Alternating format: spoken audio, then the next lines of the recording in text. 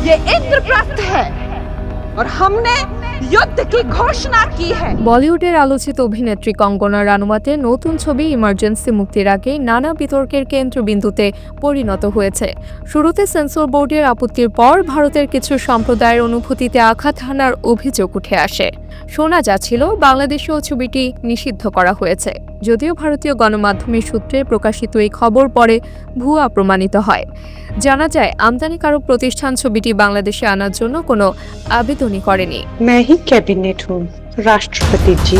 17 জানুয়ারি ভারত জুড়ে মুক্তি পেল ইমার্জেন্সি, কিন্তু বিতর্ক থামেনি।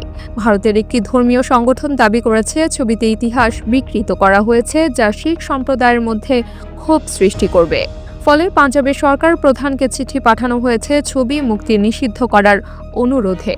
এই পরিস্থিতিতে পাঞ্জাবের হল মালিকরা ছবির প্রদর্শন বন্ধের সিদ্ধান্ত নিয়েছেন।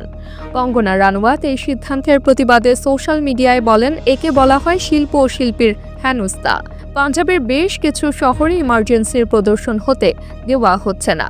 ইমার্জেন্সি ছবিটি 1975 সালে ভারতে জরুরি অবস্থার পটভূমিতে রচিত, যেখানে ইন্দিরা গান্ধীর নেতৃত্বে পাকিস্তানের বিরুদ্ধে বাংলাদেশকে মুক্তিযুদ্ধে সাহায্য করার কাহিনী তুলে ধরা হয়েছে।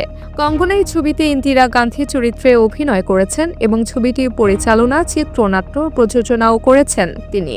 এই বিতর্কের মাঝে ছবি মুক্তির পরিণতি দেখতে অপেক্ষা করতে হবে দর্শকদের। AB news desk report.